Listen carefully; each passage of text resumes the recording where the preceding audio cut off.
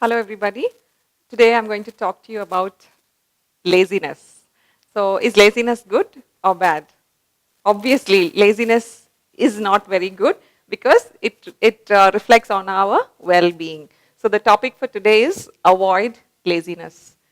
This is quite easy to say, but it's very difficult for us to implement. It's very essential for us to keep ourselves very active, to keep our body active, to keep our mind active, so that our plans, our future goals, everything can be achieved only by being active. Now, let us look at a little survey which was conducted in 1931.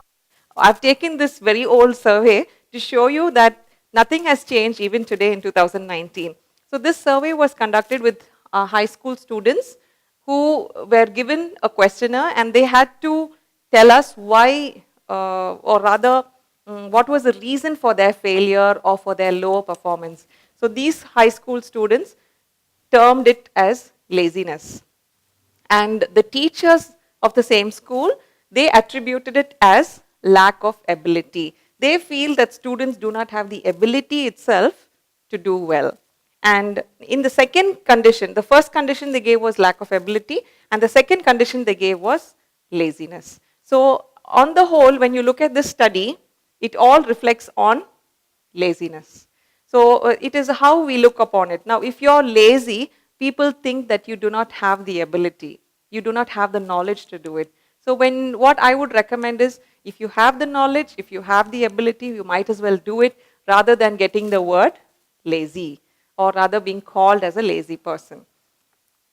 Procrastination means delay in fulfilling tasks. We are very fond of procrastination. If you ask us to, go for swimming today for maybe 2 hours, we immediately tend to say, oh, today it's not a good day, I don't feel well, so let me do it tomorrow. And when tomorrow comes, you say, the weather looks a bit dull, let us do it next week. Or you say, I'm waiting for a friend to join me for swimming, so let him come. So we tend to postpone because of our laziness. But I have the ability to swim, I have the willpower, the climate is fine, my body is fine, but still I choose to procrastinate. So we should always try to delete this from our life, especially when we are students, and as we evolve into the professional world. A person who procrastinates is not going to be successful. If you're given a project, or if you're given a particular task to deliver a concept in front of a set of audience, it's good that we start working the minute we are assigned with the job, rather than waiting for the last minute and then you rush yourself with ideas, you rush people around you, you tense everyone, and finally you do not deliver what was required. You're not able to do justice to yourself.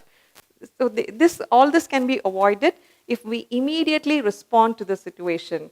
Today I was given this particular subject to learn, so I will do it this evening, and I will look at the deadline as to when I will be tested on it. So if it is over the weekend, I would do it step by step. But if I'm to be tested tomorrow itself, I need to complete my study today. When we get the opportunity, or when we are given the task, or when we get work, we have to immediately look at the long-term goal. The long-term goal as when this should be achieved. So if this has to be achieved tomorrow, I need to start working now. So what are my supports? What are my documents I require? What are the other things I require?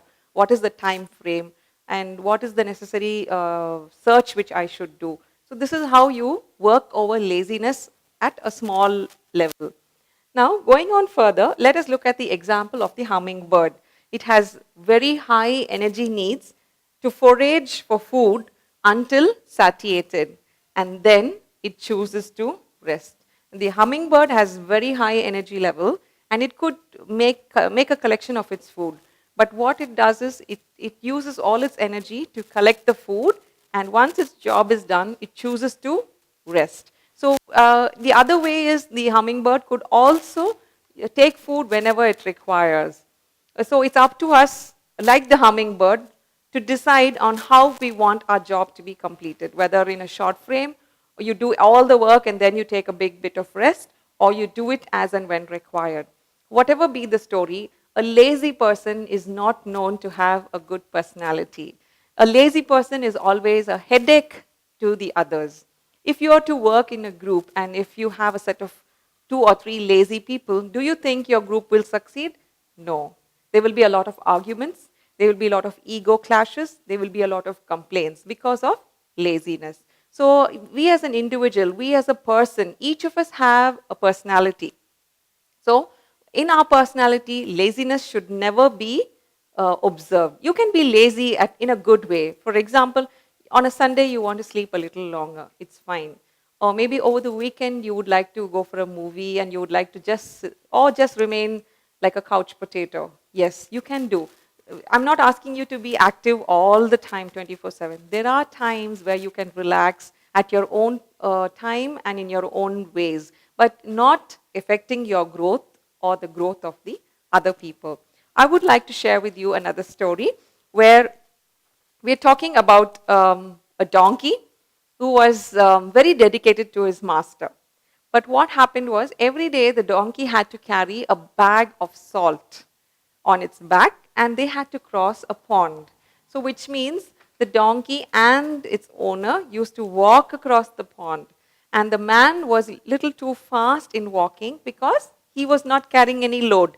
But the donkey, on the other hand, had to carry a sack of salt. So this used to go on for days and months.